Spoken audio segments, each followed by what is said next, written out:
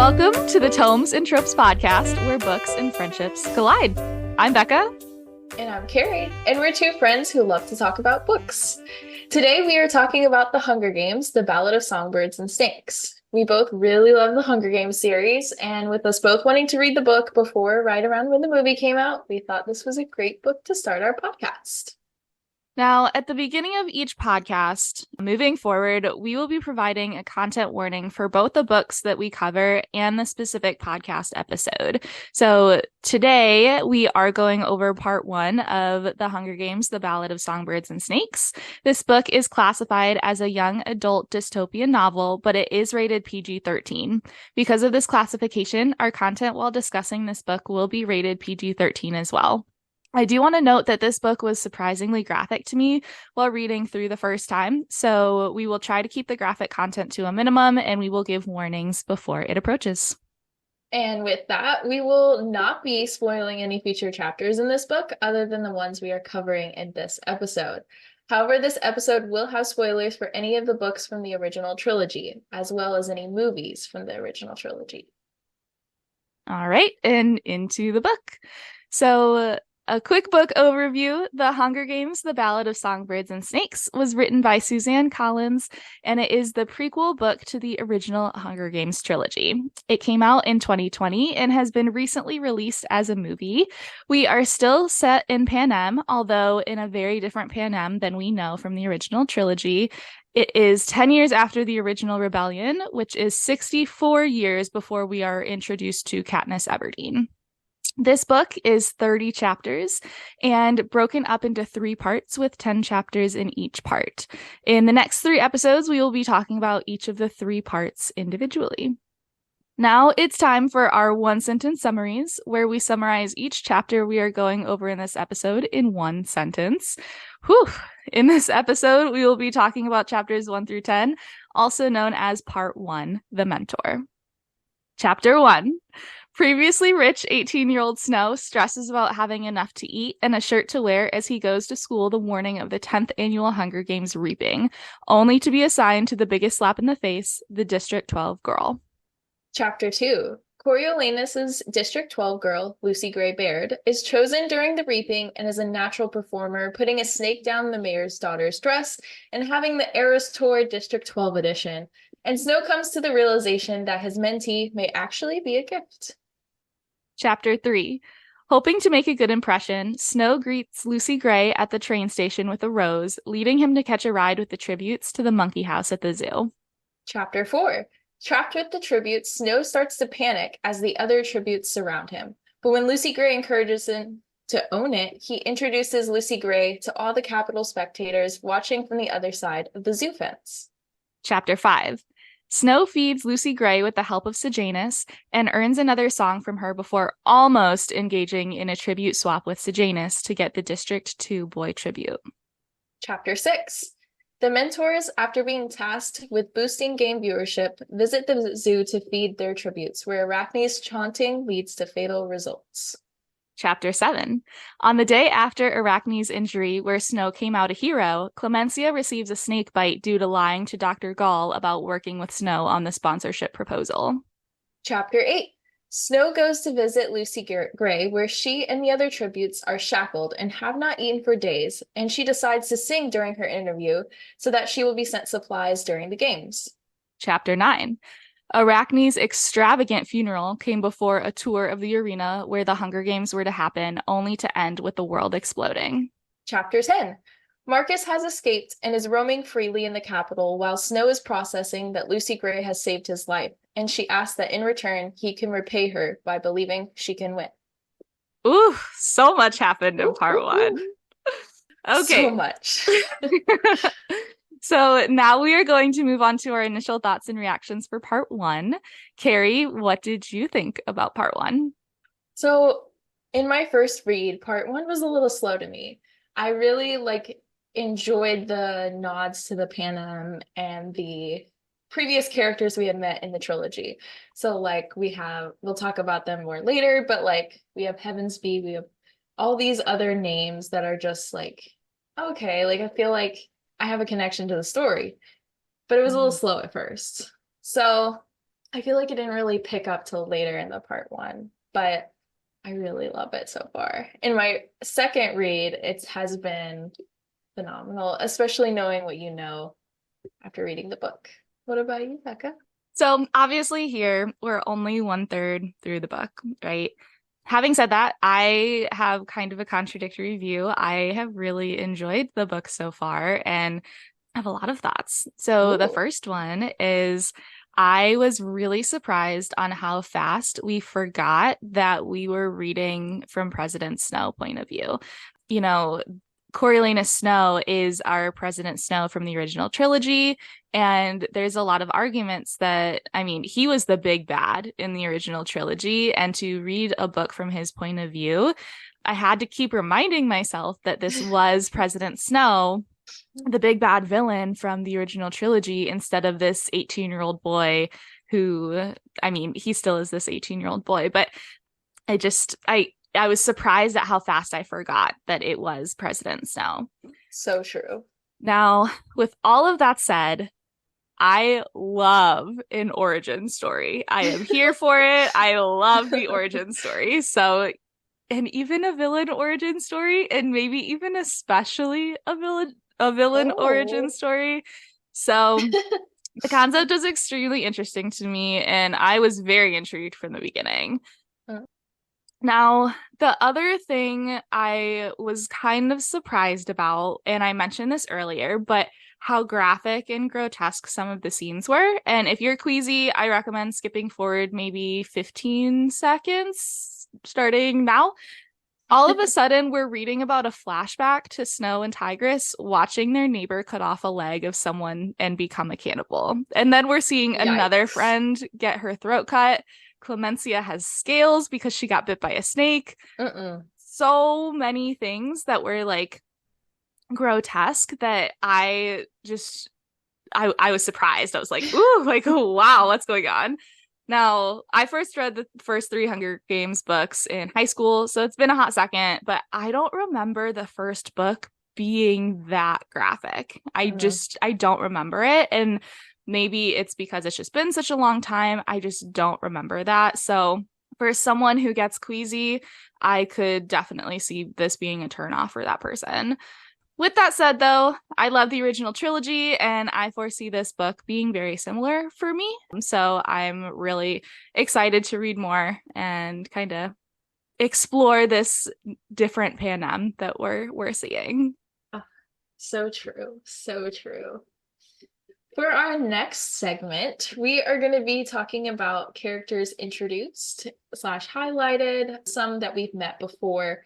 Like I said before, we have met a few of these characters or relatives of these characters. So we're going to go through and just highlight some of the notable ones. If I forgot any, please feel free to reach out to us on. Let us know. Yeah, because there's definitely a chance. There's probably a 90% chance I forgot one or two or more.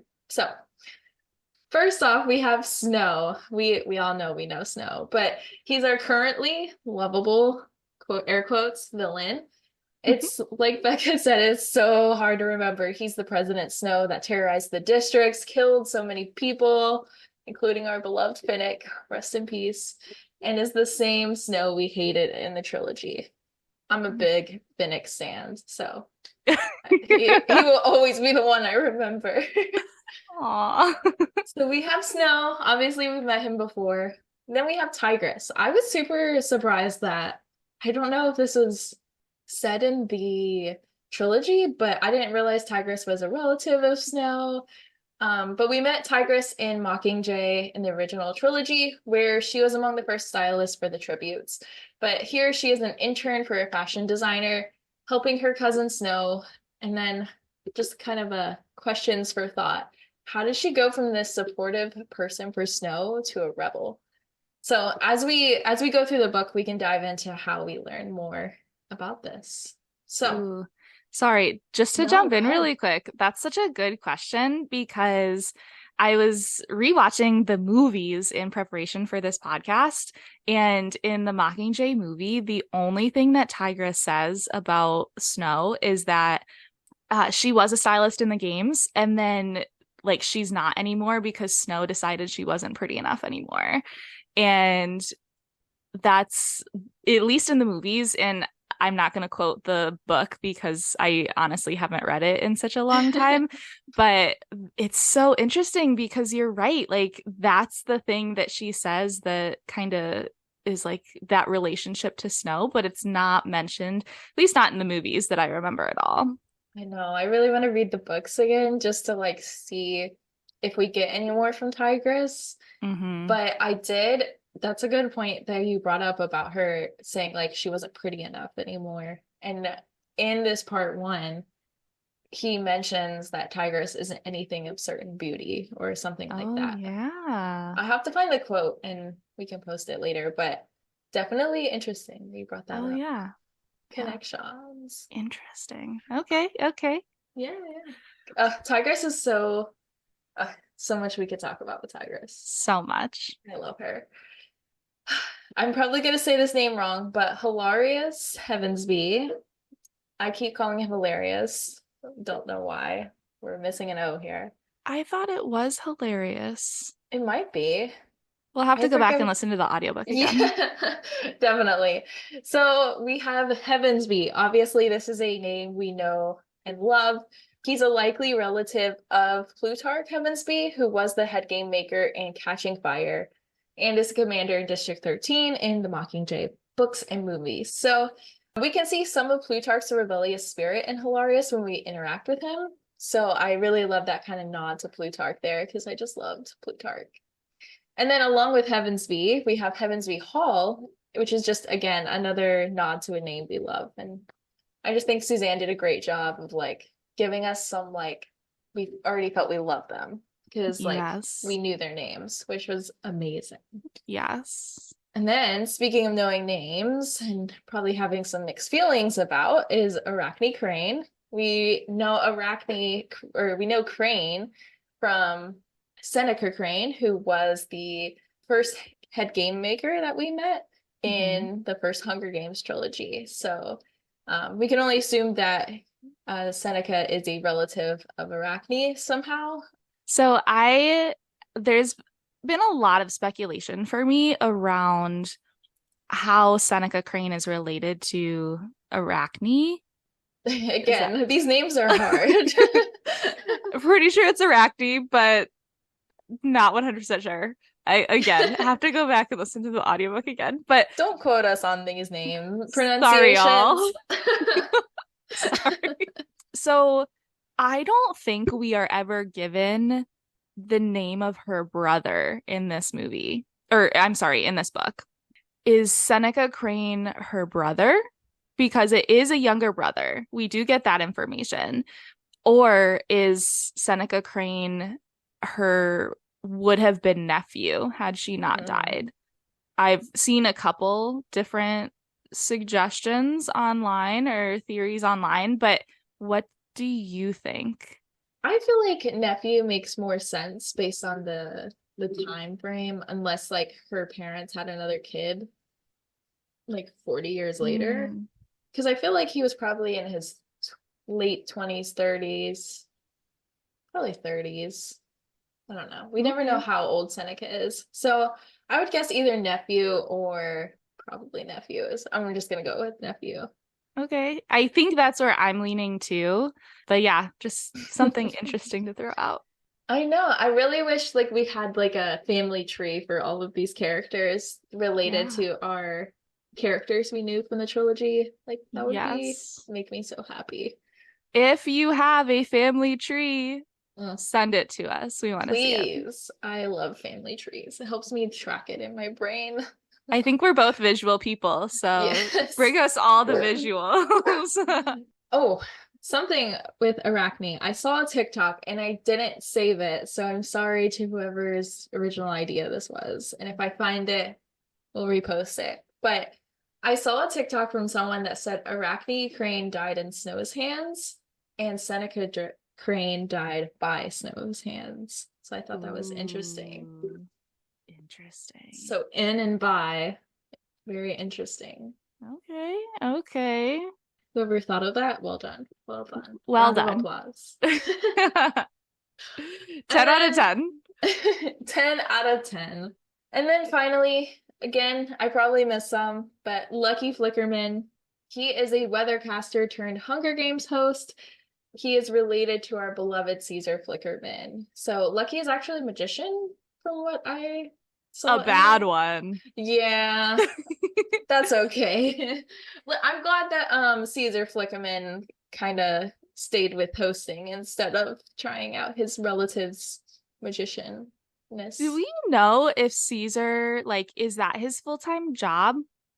Or is that his part-time job hosting the Hunger Games? I guess not hosting, but like having a talk show.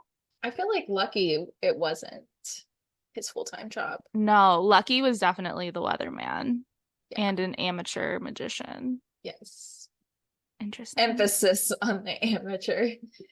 Heavy emphasis on amateur.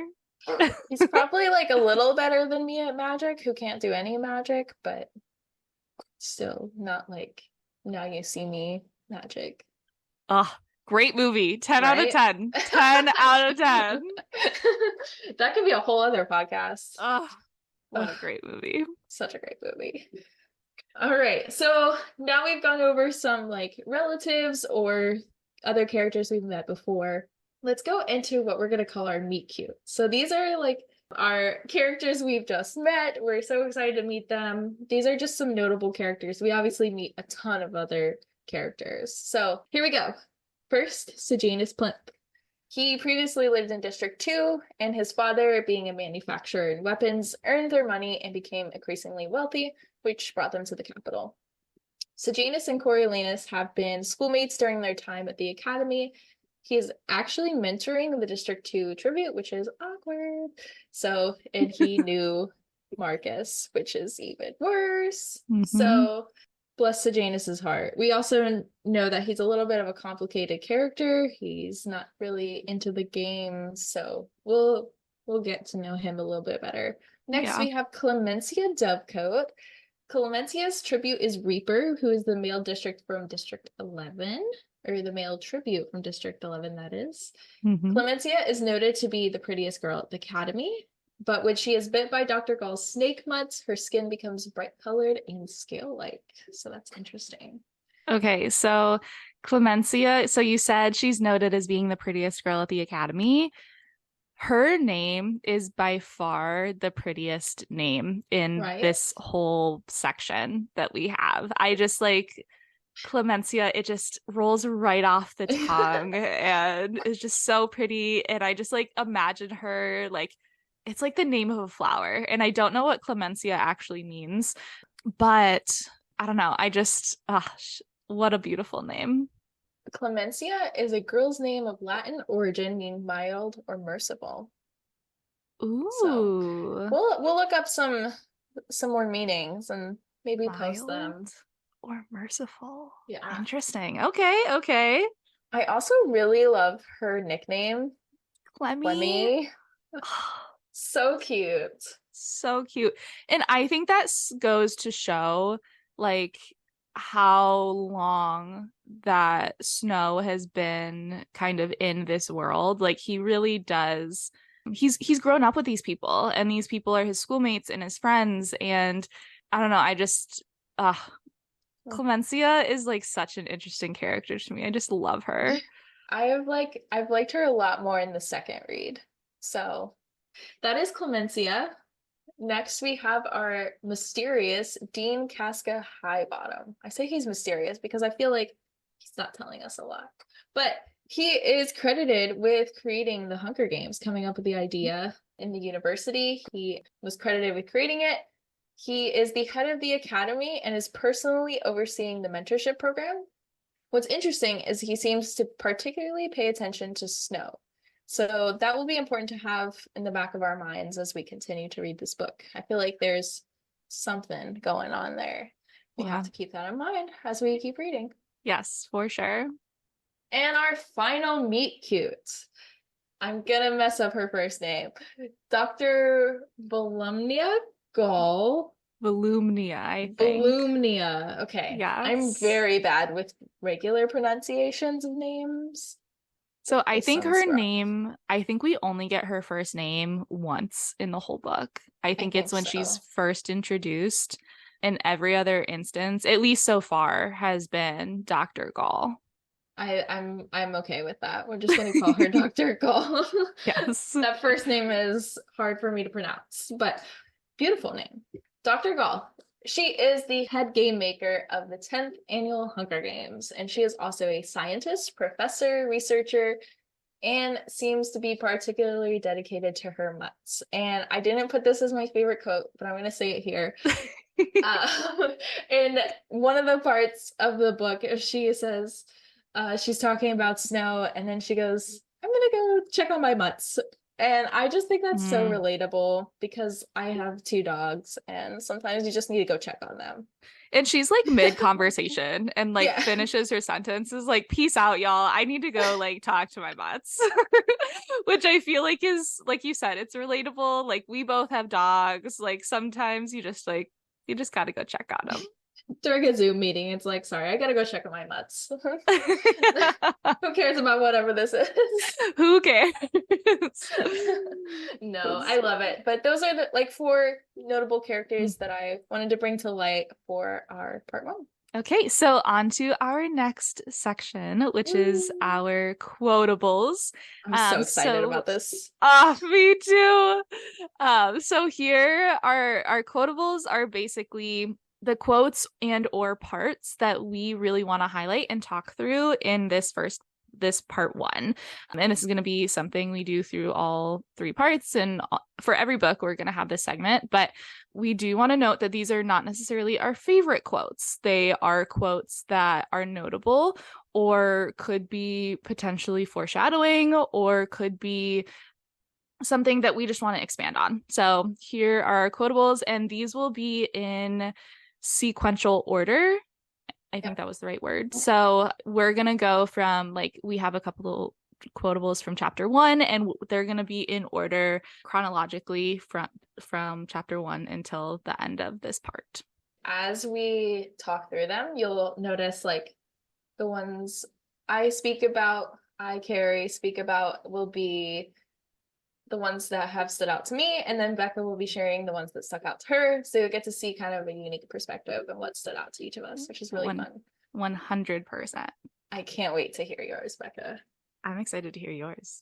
Okay, so let's get started. Chapter one. This is a direct quote. It says, a tendency towards obsession was hardwired into his brain and would likely be his undoing if he couldn't learn to outsmart it.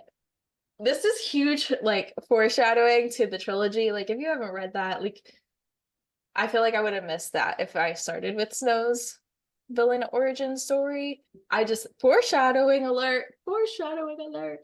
So, I like, again, if you were reading this prequel before reading the trilogy, you would have to come back and reread the prequel to catch this because this Mhm. is just like, whew. I think this will also be important later on as well. So keeping that in mind. So again, talking about the trilogy, Snow's obsession with the girl from District 12 in the later parts, and could we include Roses in this too? Because he was very, Oh, very obsessed with roses, and we see that from Grandmam. So it's a interesting. family trait. So Roses, District 12 girl obsession. Again, his obsession with Katniss would Mm. lead to a surge of energy into the revolution of the districts and ultimate removal of the Hunger Games.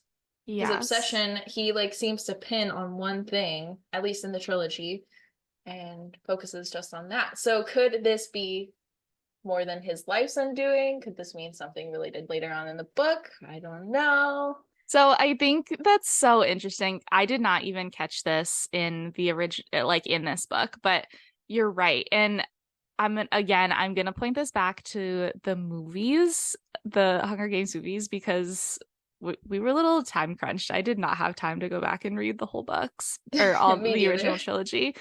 The actor who plays President Snow in the original movies, he is so good at portraying that obsession with Katniss. I can see the part in my mind where he's like sitting at his desk and Katniss does something. Oh, it's right after. in the Mockingjay, I believe it's part two, when they when he thinks that she died, and then the security cameras catch them underground, and he like is being shown this by his aide or whatever, and he like starts grinning because he like gets excited that like the game is still on. And Yeah. I think he does such a good job of capturing that obsession of it's not about the revolution, it's about Katniss, and he's obsessing Hmm. about Katniss. So, ooh, that's such a good one to pull Oh, out. Good job. such a good quote. I was like, Suzanne, you did it. Well done. Okay, so another one I picked up in chapter one was, quote, people had short memories. They need to navigate the rubble, peel off the grubby ration coupons, and witness the Hunger Games to keep the war fresh in their minds. I feel like this is directly related to why the Capitol, like the very core of the Hunger Games and why it exists. So, what the Capitol people really have been taught to believe, and then they, in order to prevent the rebellion again, they truly need to always keep this in their mind as they move on and do the Hunger Games. So, in the propaganda video in the trilogy shown on Reaping Day, in the first Hunger Games movie, maybe it was in the book. Again, didn't read the book either, so did watch the first movie to kind of refresh what happened, and also they're just great movies. So, President Snow goes on to talk about how a new era was born. The freedom has a cost. We swore as a nation that we would never know this treason again. And then that's why the Hunger Games exist. And then this is how he ends the Reaping Day video. This is how we remember. This is how we safeguard our future. So I think that kind of points Ooh. to like how in this chapter one quote, he's like thinking, witness the Hunger Games to keep the war fresh in their minds. So always remembering, they're always pushing that remembrance. And I think we really get a deeper insight into Snow's true personal beliefs of the Hunger Games and why they are necessary in part two. But I wanted to highlight this now, particularly because it is apparent that this propaganda is so ingrained into the capital citizens and in Snow. But I had a question because I really am interested in your take on this, Becca. Ooh, okay. Is could Snow's whole mindset of the games be more of how he has grown up, or is it more because of who he is as a person? I imagine Mm. it's like largely because both, but huge caveat, this is a discussion for another time, probably, and we're not trained professionals. But I think your upbringing can have a significant impact in your beliefs and life later, whether that's like you're going along with your upbringing or not. This is such a good question. For those of you who don't know, and you probably don't because this is our like second episode, Keri and I both have a background in psychology. I have my bachelor's and my master's in psychology, and there's a ton of research about this nature versus nurture concept. I think that I land, and I think the majority of the people that do research on this would agree. I don't want to generalize too much, but I think so based on the research that I've read, that it's really a combination. Now, for Snow specifically, after reading the whole book, and you get this in part one, so I don't think I'm spoiling anything, and you also get it in the trilogies, so I don't think I'm spoiling anything here either. But Snow is pretty much a narcissist. Like, he fits narcissistic personality disorder pretty spot on. Mm-hmm. And personality disorders, there's a lot of debate on what caused them, but culture and environment is a huge piece of what typically causes personality disorders. Because of that, I think that this is probably more culture related and upbringing related than it would be himself and his personality. Now, again, narcissistic personalities, like you can put forth a personality that is not really who you are. It's a perceived personality to other people. But I think in this book, because it is from Snow's perspective, I'm going to say that it would be more culture than anything. What you said about how you can have a perceived personality rather Mm. than your internal. I think we see that a lot in part one, especially when Arachne dies. He says, I'm like the main mourner. Like people are looking to me because they perceive Oh, us as friends. And yes. so he is like more upset of how I guess it makes him look. So he is concerned not about what happened to Arachne, but like how it's going to make him look and how it can further his career and his life. Yes. Very, very good take. Okay, so my first quotable is from chapter 2. It's a direct quote. It's saying, not that a girl couldn't win, but in his mind, the Hunger Games were largely about brute force, and the girls were naturally smaller than the boys and therefore at a disadvantage. Now, Mm. this was so interesting to me when I first read this. It like jumped off the page because the original trilogy, the Hunger Games are not perceived as just brute force. They're really a game of wit and a game of intelligence. And most of the victors that we meet, which actually is in Catching Fire, won because they outsmarted their competition.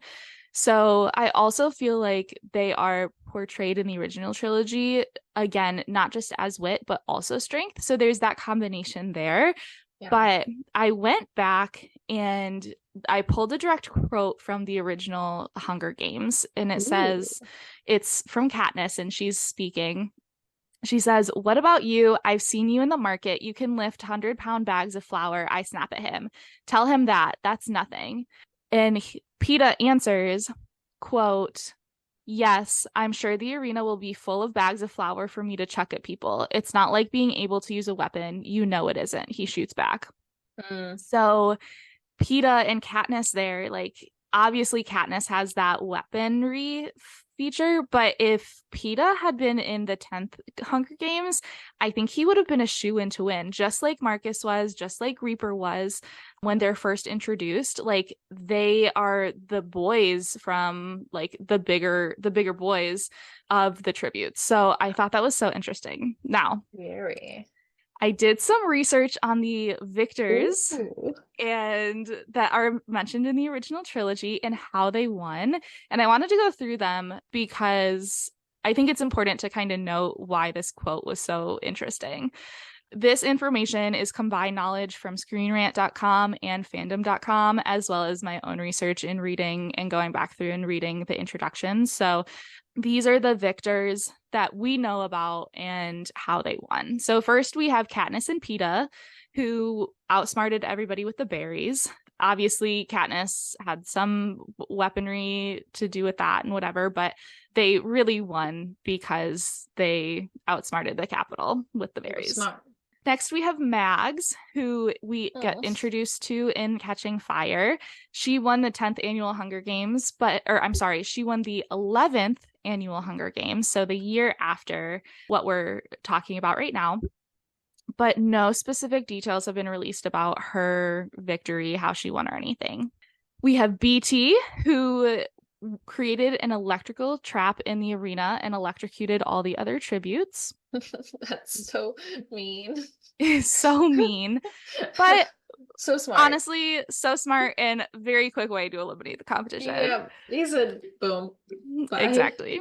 We don't know anything about Wyrus and how she won. Haymitch won by his knife skills and he built alliances with the other Mm. tributes. So that was a really interesting thing. Finnick was the youngest winner in history at 14. I know, so sad. Rest in Um, peace. I love you, Finnick. but he won because of his trident skills and sponsorship assistance. So he got a ton of sponsors, more, Mm. I want to say more than anybody else has gotten, like I because it was so highlighted in Catching Fire. Don't quote me on that. That may be just how I perceived it, but that's how he won, was getting the sponsorship experience or the sponsorship assistance. So like he was beloved by the Capitol And us. and us. I'm sorry, I'm such a big Rip Finnick Finnick. stan. We have Johanna, and she pretended to be weak so she wasn't perceived as a threat, and then came out swinging. She was very skilled in axe wielding. Blight, who he was a District 7 boy who won using his skills with an axe. Mm. And Obaria. Ooh, Oh, first of all, what a name. Second of all, she had her teeth sharpened to rip out other tributes' throats. Yikes. Very, very brute force. Gloss and Cashmere were brother and sister who won back-to-back years. They were careers, so they had knife skills. Annie Cresta, who was Finnick's Oh. girlfriend, the arena flooded in her year, and she was the best swimmer. And then we have a couple other unnamed tributes that we hear about. So we have a boy who hid the whole time, and that's how he won. He just outlived his competitors. Same thing, there was another girl who outlived her competitors because they didn't have any food. One boy won with brute force. And then the Morphlings, now they, according to the movies, and this was an interesting thing for me, according to the movies, they won by staying awake and hiding, or staying alive and hiding. From the movies, which is really interesting, it's perceived that they were already Morphling addicts when they went into the arena. The books did not go into too much detail about them and how they won, but according to the movies, that's how they're presented and how they won. All of those things, there were a lot of victors there, but from this, we can see that the previous victors that we know about are a pretty even mix of wit and strength. You know, a lot of them they either hid, which I would argue is a wit, right? It's a Oh keen yeah. intelligence, it's knowing how to hide, it's knowing how to camouflage. And we have some knife skills. We also have, I'm going to highlight Finnick again. He like made the people love him, which I think is definitely that wit. Even the victors who won via strength, and I'm going to highlight Enobaria here, they still managed to do it in a smart way. So, Yeah. like, Enobaria, like, yes, she was 100% brute force, but she had enough intelligence behind it to think about getting her teeth sharpened beforehand. Yeah, it's like So, Haymitch too. He won by knife skills and mhm. through alliances. So he like used both wit and strength. Exactly. Uh, Yes, 100%. So, for the games to be perceived as just brute force by current day Snow, so current day being 18-year-old Snow, is such a different perspective than the perception of the games in the 74th annual Hunger Games, which is where we're introduced to Katniss. Now, this is only the 10th annual Hunger Games. So at this point, and I don't think we ever learn about the previous victors. Like we don't know who the first annual Hunger Games victor is up until this point. Like we don't know 1, 2, 3, 4, 5 through 9. So we don't know any stats about the previous people who won, but we do know that the arena that they use for this Hunger Games is the arena that has been used in the previous Hunger Games. So it's a very similar type of arena. mhm. But that's kind of all we know about the previous Hunger Games. So I'm sure that goes into what Snow has perceived, but we don't know that information. Yeah, yeah. Whew. Round of applause. Thank you. Thank you. All right, so my next one is in chapter 3. So this is when he went to meet Lucy Gray at the train station. So the quote is, when he gazed back, Lucy Gray was staring directly at him. He started a bit, but then remembered that he was the only one on the platform besides the peacekeepers. So I wanted to point this out because it is vastly different from the tributes arriving to the capital in the trilogy. The tributes here arrive in a smelly, dirty livestock train, as opposed to the lavish train car that Katniss and Peeta arrived in the first book. And then if you remember from the first Hunger Games book, as they are arriving at the capital, Peeta is waving to hundreds, maybe thousands of capital citizens Mm, who are waiting anxiously to get their first real look at the tributes for the games. So when Lucy Gray and the other tributes arrive, Snow is the only person besides the peacekeepers, which is vastly different from the Hunger Games that we so know. different. So different. I would also like to point out that this was our girl Tigress's idea, that she suggested make Lucy Gray feel more comfortable, whereas Snow thought it would be a way for her to trust him so that he could look better. Again, Mm, just the difference of his thought process versus Tigress's, which is always fun to keep in mind. But yeah, I yes. love that. I love that we get to see such a stark contrast for the two ones 64 years later. Yes, completely. The next one is in chapter 4, and this is a direct quote. It's a little bit long, but stay with me. He could feel his image going live all over the Capitol. Fortunately, shock rooted him to the spot because the only thing worse than him standing among the district riffraff in the zoo would be him running around like a fool trying to escape. There was no easy way out. It was built for wild animals. Attempting to hide would be even more pathetic. Imagine how delicious the footage would be for the Capitol News. They would play it ad nauseum, add silly music and captions. Snow's meltdown, make it part of the weather report. Too hot for snow, they would rerun it as long as he lived. His disgrace would be complete. Okay, so this quote comes right after Snow is dumped into the monkey exhibit with the tributes, and he doesn't know what to do with himself. Okay. Now, I think this is a good place to dive into a little bit about how I have been reading the book. And I recently have turned into a Kindle girly. Now, I used to be a hardcover book. I still am a hardcover, right? I have this huge bookshelf. It's organized and I'm literally sitting here looking at it right now. It's beautiful. But I have recently been turned into a Kindle girly. Now, with this book, I have the hard copy version, and I've been reading through the hard copy. And as I started making the outline for this podcast, I realized how difficult it was going to be for me to actually have the hard copy and like read through the hard copy. And I'm not really an annotator in my hard copy books. I don't like highlighting. I don't like using the little sticky notes. Yeah, same.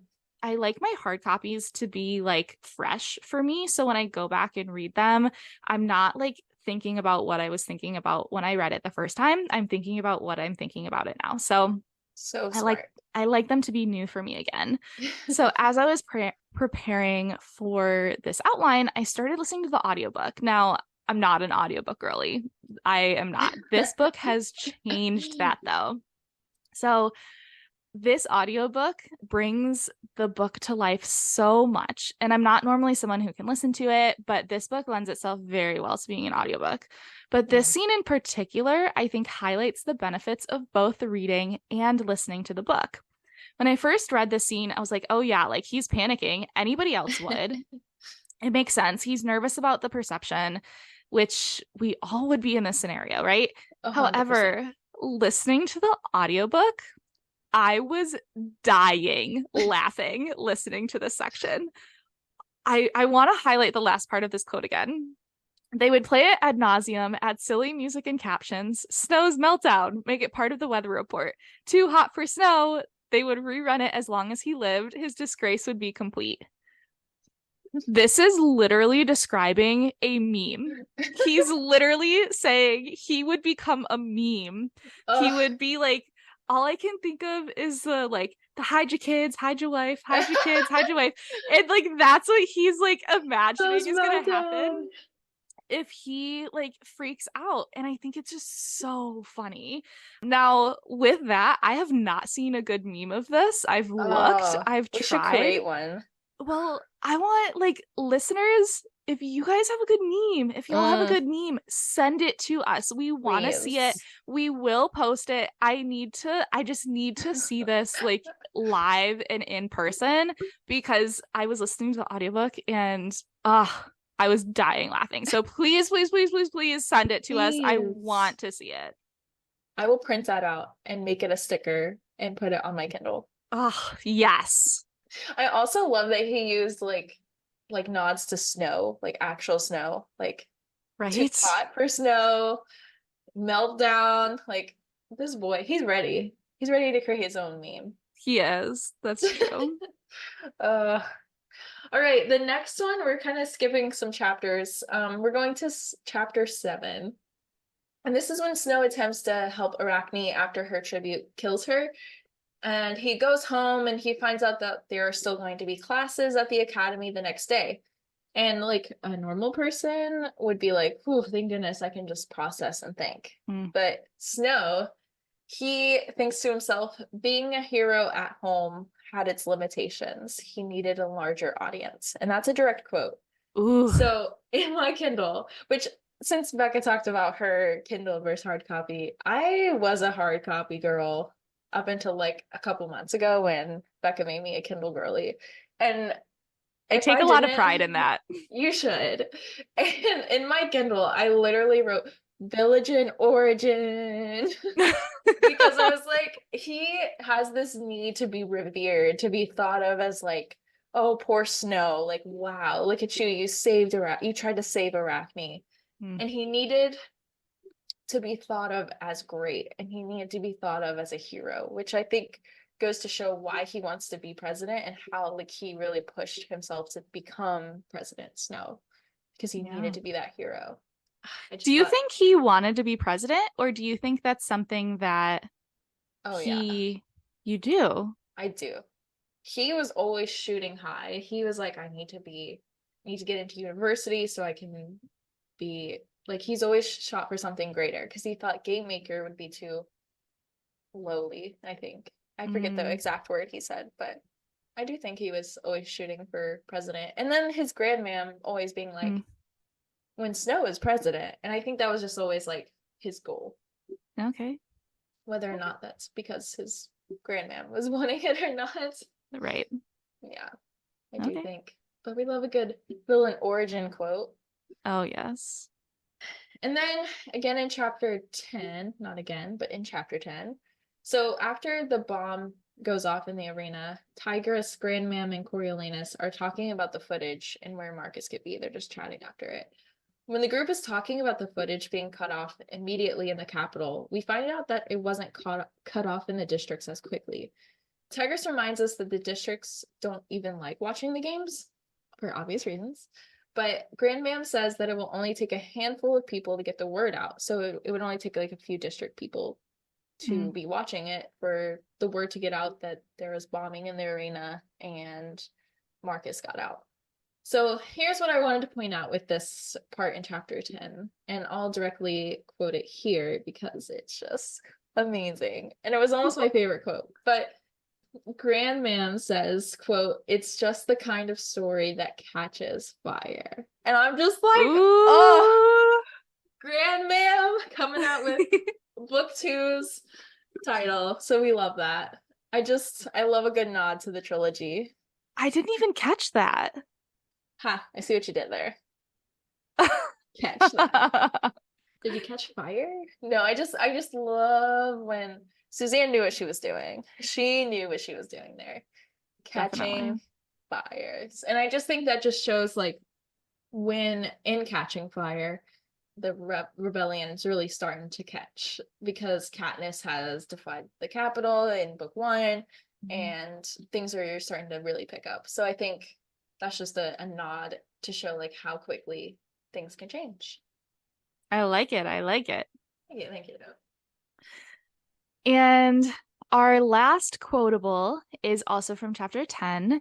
And this is less about a specific quote and more about an experience that we see here. And this is when, right after the bomb happens in the arena, Snow is in the hospital and he gets a visit from Clemencia. Now, when the reason Clemencia is in the hospital, we haven't gone too deep into this, but she got bitten by a snake because she lied to Dr. Gall, and they didn't know if she was going to live or die. And she was carted off to the hospital, and she has kind of been there for, I think at this point, it's been like 3 or 4 days. Maybe my math is a little bit off there, but she's been in there for a while. So I really want to highlight this experience that Snow goes through in this meeting with Clemencia. Now, again, I'm going to highlight the differences here between the audiobook and the hard copy. When I was first reading the physical book, this scene stuck out to me so much because, and I'll go into it in just a second, but when I was listening to the audiobook, it didn't feel like this scene really stuck out or captured what I thought the chaotic nature of this scene should be. So, Interesting. in this scene, Snow is in the hospital after Lucy Gray saves him after the bomb in the arena. He wakes up in the middle of the night to Clemencia leaning over him, and the word that he uses to describe her face is ravaged. She has crazy eyes that is like, and that's like the only thing he sees when he wakes up. Her eyes are all yellow, her skin is peeling, and she's twitching all over. Now, Ooh. I think this is important to note that he is also drugged because he's been injured. So, like, Mm. we're getting this, like, hallucinatory perspective, I guess. So, I'll touch on that in just a second. Mm. So he wakes up and sees Clemencia above him, and they have this conversation where he's extremely confused and unsure what's going on. She's acting paranoid and saying things that are contradictory to what he knows. Like her parents haven't gone to see her, and he knows that he saw her parents come to see her earlier, like right after the bite happened. And he's like, "What are you talking about? Like they were here. I literally saw them. Like what are you talking about? They haven't come to see her." And then she says, "I have to get out of here, Corio. I'm afraid she's going to kill me. It's not safe. We're not safe." Mm. Ooh. So this girl in earlier, and you talked about it, we kind of talked about it in like the notable characters. This girl was described earlier in the book as so kind that she got a lot of leniency. So the example is like she didn't have to raise her hand in class. She just kind of spoke up. And like everybody else, it's noted like, oh, so and so raised their hand and then like were called on and like spoke. So at this point, like she's noted as being so kind, and you even know like she's like the prettiest girl in the class or whatever. Yeah. So at this point, she's been in the hospital for like 2 or 3 days. What has happened to her to make her change from that girl, the pretty girl, the kind girl, to this crazed girl who is like acting like paranoid? Yeah. And then Ooh. Clemencia shows him the scales that have been growing on her. Now, Suzanne, and this is kind of why I wanted to highlight that he was drugged earlier, because Suzanne Collins loves to give us a delirious fever dream segment. I think it happens in all three books I think so. because she in the first book, and this is the one that I want to highlight. I'm sorry, in all three books of the original trilogy. But in the Hunger Games, the first one, so we're talking about the Hunger Games, the original book, when Katniss gets stung by the Tracker Jackers and has that delirious time in the games where Peeta is coming up and telling her to run, and Caesar Flickerman is like speaking in the arena, and like this whole fever dream, like this scene here gave me such similar vibes to that original scene. And in the Yeah. audiobook, like they really like it was just like read normally, and like Clemencia's voice wasn't even like stressed or emphasis or like talking really like really fast. It was just like Hmm. normal. So I don't even want to get into the next morning when Dr. Gall comes back to visit and basically like calls Clemencia crazy and is like, just forget about it. She's fine, like blah blah. But what a chaotic time. Hmm. So back to the original scene. He's being woken up in the middle of the night to a friend who has turned crazy slash paranoid, who really isn't crazy or paranoid. Like we know she's not, but So true. that's how she's being perceived. Because I mean, if I got bit by a snake and then woke up and had colorful scales all over my body, I would be crazy. I would be paranoid. I would think it wasn't safe, right? But Same. like she's really not crazy paranoid. She's acting like a normal person would act in that scenario. But she's like Snow's perception is like she's going crazy because he is like he's seeing all this other information. Hmm. He also is told by Dr. Gall that is confirming that she's crazy and paranoid, and that confirms his suspicions. Clemencia actually showing up also confirms his suspicions that Dr. Gall is a little off her rocker, right? Like Dr. Gall's really not concerned. There's never a time where Dr. Gall is concerned about anybody else, right? No. She's not concerned. Like she's just like she's fine. Like get over it. She's fine. Unless you're one of her mutts. She Unless doesn't you're a really mutt. care. That's right. Which is so funny because that's the next point I was going to say. Oh, However, I want to highlight that this most likely means that mutts, the mutts that we see in the Hunger Games, originated from Dr. Gall, right? mm, And when we are first introduced to the mutts, they're introduced as these dogs that are made from the dead tributes. So in the original Hunger Games, and I want to know like how they came to be, because based on what Dr. Gall says, like about the snakes, they've been in development for a very, very long time. Mm, But I think it's kind of cool that we figure that out in this part one, because Dr. Gall is like the originator of the mutts, even if it's in a really harsh way. But either way, I'm so interested to see how this specific scene, like with Clemencia coming to Snow in the hospital, is perceived or is presented in the movie, because I want to know, is it as chaotic as I want it to be, or is it really just like a mm. step in the direction that, like, oh, like, what is the purpose of this scene, I guess? Is it to give us this chaotic scene, or is it really to just confirm that Dr. Gall is a little crazy? No, I definitely, when I read it, I was definitely thinking of the scene when she gets stung by the tracker jackers. Like that's the type of vibe. And or when like PETA is taken by the Capitol and he's just kind of like saying Mm, stuff. And like when he gets back to District 13. So that's it, just like very Suzanne Collins and like very. very like, oh, something crazy is happening and the people that we think are crazy paranoid aren't crazy or paranoid. They're actually like speaking the truth. So I think that just goes to show like Snow's trust in the Capitol is so strong that he just thinks she's crazy and paranoid because he thinks that, oh, they're taking care of her and they Yes. know what's best for her when Yeah. And I she's think just that, really an experiment. So yeah, and I think that goes back to your original question. Like, is his perception or his personality due to the capital, or is it due to him? And I mm. think like this is a check or a tally in the capital in the environment mark.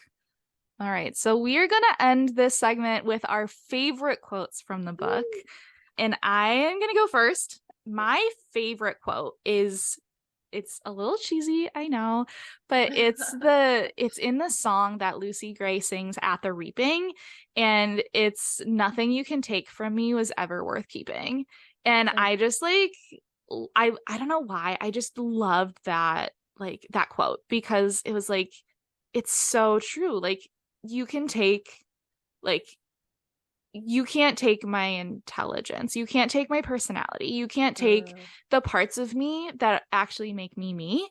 But like, if you can take it away, like, and this is going to sound like we're going to get a little personal here, like friends, that like, this is what it reminded me of, is like, if friends can be taken away from you, then like, they probably weren't your friends in the first place, right? so true. If they can be if they're like gossiping about you to other people, or if they can be swayed against you, like, they probably were not a friend worth keeping.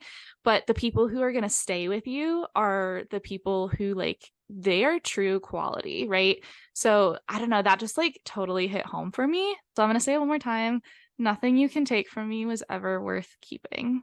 Oh, so good. I love that quote. I did originally have the Mutts quote as my favorite quote, Mm. but I changed it after listening to the audiobook because this one was just I just thought it was really good. So, she's just a girl, Grandmam, Tigress said. She's district, and trust me, that one hasn't been a girl in a long time, the Grandmam replied.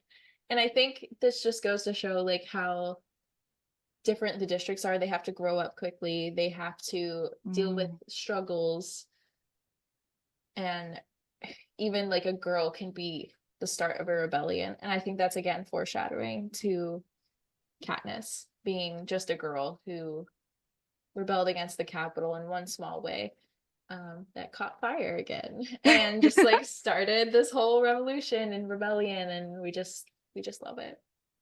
That's such a good one. I didn't even think about that. So, our next segment is things to keep in mind.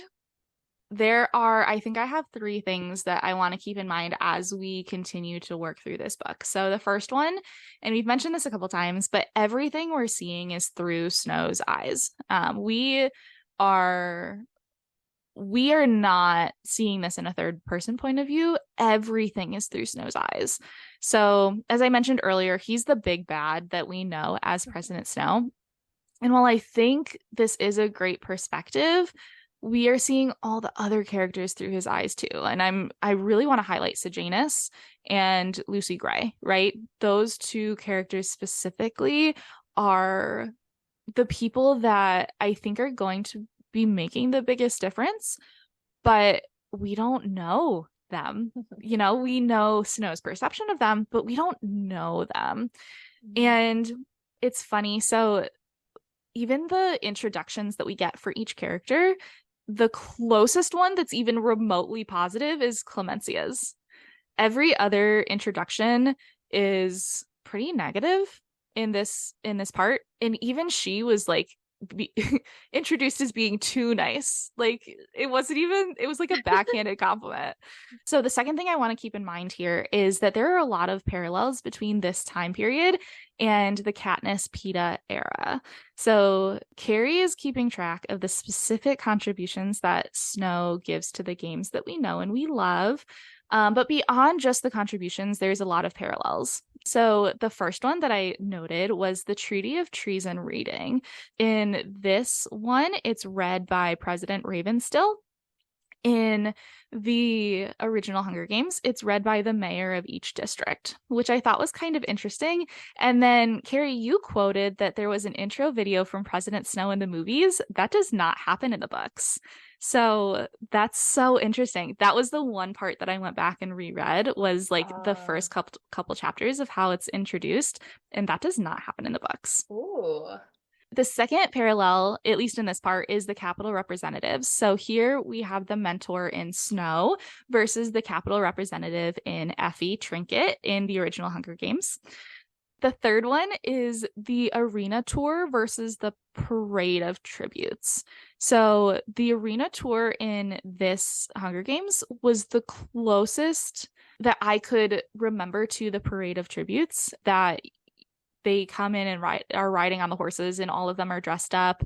But in this book, it's really a tour of the arena that's publicized. That is where like they're presented to actually see all the tributes in one place beyond the monkey zoo or the monkey exhibit. And then the fourth one is the tribute center. So in this book, they're in the monkey exhibit and there's like that's it. They're not even separated. They're all in there together versus the tribute center in the original trilogy, which is they're all separated. They train together, but that's about it. They really don't have a ton of communication with each other beyond that. So those are just a couple ones. Like I said, Keri's going to go into that a little bit later on the contributions. And then the third thing that I do want to highlight here is the use of music throughout this book to communicate. Now, we only get a couple pieces of this in part one. I'm really hoping we get more in part two and part three, and we can kind of talk a little bit more about that. But the use of music throughout this book to communicate is primarily how we learn the thoughts of Lucy Gray. So Ooh. we learn like the first introduction we get to Lucy Gray is the song, right? Is that the quote that I just pulled, the nothing we can keep is ever worth keep or nothing we can lose is ever, nothing you can take from me is ever worth keeping. Hi, Yeah, hi. there you go. But that's like I feel like those are going to be so much more important in learning her thoughts and her background. Mm. So I really want to make sure that we are focusing on those in the next couple parts because I think that's going to be more important in knowing her background thoughts than us just hearing her conversations and actions with Snow because again, his perception is going to be very different than maybe what was intended. So true. Also, when you're talking about the arena versus tribute center, I don't know if I think maybe we texted about this, but so Snow lives in the penthouse. Mm, District 12 in the tribute center is in the penthouse, which I mm, think is a interesting tie-in. I don't know if that was purposeful, but it that is is. interesting. Like, was it because he was poor up there and wants to make them feel like he did? Or Oh, is it, I don't know, I'm just spouting off random thoughts here, but it's interesting that he lived in a penthouse and District 12 stays in the tribute center's penthouse. that is really interesting. Very interesting. All right, so as promised, here we go with some Snow contributions. So This was honestly my favorite part about going through the book is finding like what he like had a hand in with his contributions to the Hunger Games that we saw in the trilogy. Honestly, I highlighted a ton of instances that just showed like his thought process and how he came to these ideas or how they built on them with Dr. Gall and stuff. So again, I'm sure I will miss some things, so feel free to message us on TikTok, Instagram, or email Mm. us at tomesandtropespod@gmail.com. We would love to hear your thoughts or just anything that we missed. Like, feel free to join in the conversation. So, for part one, we're just specifically looking at part one here.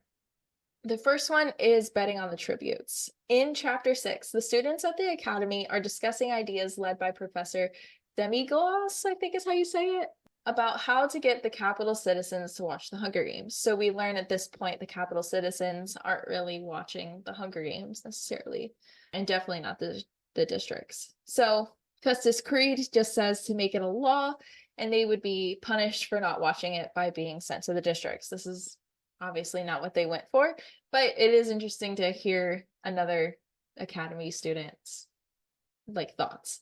Of course, this leads into an argument about the ethics of watching the game, mostly led by our boy Sejanus. We learn that the war was actually broadcast for people to watch, which is kind of horrible, kind of terrible, and that it was watched by the people because they had a stake in it. Snow jokes and says, I want to go down in history as the one who brought gambling to the games. So he thinks that if the capital citizens have a stake in the games, they will be more likely to watch it, which is true, I think, and is a good Mm-hmm. assumption. And he, at first, he thinks it's just a joke and he's just laughing about it, whatever. And then later on, he's thinking about it and he's like, I actually like this idea, which led to Dr. Gall assigning the students to create a proposal as a group, which was the Arachne Clemencia Snow group, which we Mm. learn later would be just Snow's proposal. So his proposal would include betting on tributes, which would take place at a separate venue, and capital citizens would wager on who would be the victor, and the panel would establish the odds and oversee the payments to the winner. This one part was super interesting from chapter 7. Coriolanus's proposal said that, quote, the proceeds from either program would be funneled toward the cost of the games, making them essentially free for the government of Panem, end quote. Oh. I think this is interesting to point out that they probably went with this idea because of how fast the capital got rich in that 64 years. They're incredibly wealthy as a government in Mm. 64 years. And the only way that would be able to help with that is the betting. So That's such a good idea. interesting that he probably helped, had a little hand into making the capital as wealthy as it is, or Interesting. was. So that's the first one. The Okay. second one is feeding the tributes. And I can't really give this idea fully to Snow because Sejanus did bring his mother sandwiches for the tributes to Mm. feed, and I think that really pushed it a little bit.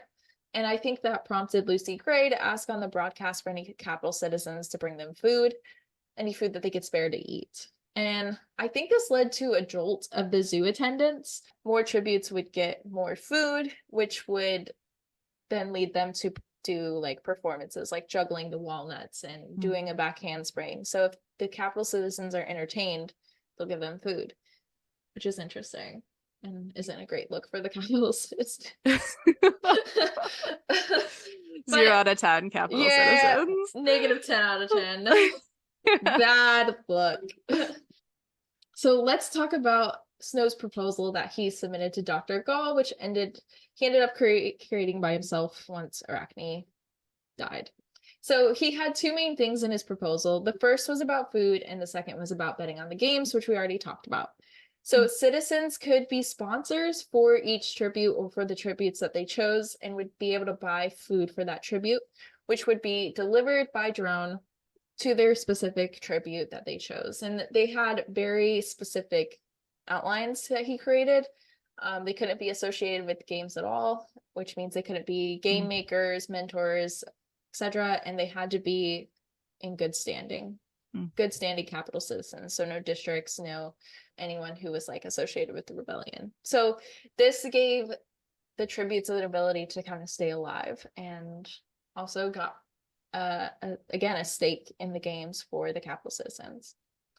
And then finally, you talked about this a lot, so I won't go into too much of it, but again, strategy rather than muscular build. I think he used a lot of strategy before the games, and like having Lucy Gray sing and become loved by the capital citizens, which led to her getting more food, more water, stuff like that in the arena. I think his strategy was to make people like you in your tribute and remember them. And I think that was mostly selfish from him. Mm-hmm. So I can't give him fully that, but I think he like got the idea going. But at this point of the book, this strategy allows Lucy Gray and the other tributes to get food and survive in the zoo, like we talked about earlier. But even with the sheer hope and having people believe in you can create this belief in the tributes that I can really win. So I think having somebody believe in you by sending you food and water is like, oh, okay, people really think I can do this. So I think Mm-hmm. that's a good point of him contributing that to the games. I'm sure there's more again, so please send us more things that you picked Mm-hmm. up. I would love to read them. Yes. Let us know. Okay, so that is it for our part one.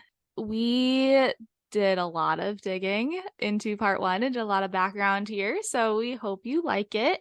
If you did, please give us a 5-star review or review us or share us with your friends. Send us an Mhm. email, do all the things. We are wherever you can listen to a podcast. And thank you so much for tuning in. We do have a last segment for you guys that is it's not related to the book. So we just wanted to end the part one there. But our last segment is going to be a weekly recommendation from both myself and one from me and one from Keri. We thought of this idea because Keri and I do this already. Like anytime we find something we love, we share it with the other, and we want to share some things with you all, our listeners. So for our weekly recs, that's what we're going to do is just share the things that we love and hope that you love them too. For our first ever weekly recommendation, I have a hair product. Now, both Keri and I have very long hair. I have wavy hair and it gets very, very frizzy. And because of that, I typically like will straighten it or do something with it to like make it not frizzy. And recently, I got this hair product. I'm gonna butcher this name, but it's from Briogeo. Briogeo. It's called their Farewell Frizz Blow Dry Perfection and Heat Protectant Cream. Now, Ooh, I don't blow dry my hair, but I use this on damp hair and it helps with my frizz so much. And not only that, interesting. once my hair dries and I straighten it or curl it or whatever, it protects from the heat, number one, but it also, I feel like, helps keep the style for a lot longer than it Ooh. would without it. So I highly recommend it. It smells so good. 10 out of 10 recommend. Again, it's the Briogeo Farewell Frizz Blow Dry Perfection and Heat Protectant Cream. Amazing. We will definitely send a link to that if we Yes, find for it. sure. Yeah. So you can order it. For my recommendation, I have this stainless steel cup and I didn't bring it this morning because it's dirty. But obviously I use it a lot because it needed a good cleaning. So it's a stainless steel cup. It's like almost 35 ounces. I forget how many. Oh, 30 ounces. Ha, I wrote a note. LOL. So I use it almost every day. It comes with a stainless steel straw, a lid. So if you don't like straws, you can use like you could like what's that called when you slurp it, I guess. I don't know. Sorry for slurping in your ears. But it is amazing. It keeps things cold. I think it's similar to like a Stanley, but like off-brand, and it's Ooh. only $15, but right now it's on sale for 9. Oh And my hopefully it's still goodness. on sale for you all if you're interested. It comes in lots of colors. It's like a gradient color. Like I have orange and it just like gradients. Wow. Gorgeous. Love it. We'll definitely send that link over in the show notes for you all. Yes, we will. Well, I do want to note really quickly that our weekly recs are not ads. We are not paid for them. No. We just want to share products that we love with you all. So they are not ads. No Yeah, it's ads. basically like a after your book club, you like sit around with your friends and you're like, "Oh yeah, I just tried this week and it's amazing." So we're just your friends giving you weekly recommendations. Exactly. Exactly. Well, that's the end of our very first episode. Well, we had our intro episode, but our very first book episode. Yay. Thank you Yay! so much for tuning in. We are so excited to go on this journey with you. And again, rate, review us. Let us know what you think. Send us a message on TikTok, Instagram, our email, Tomes and Tropes Pod for all of them. What else am I forgetting, Keri? And may the odds be ever in your favor. Bye. Bye!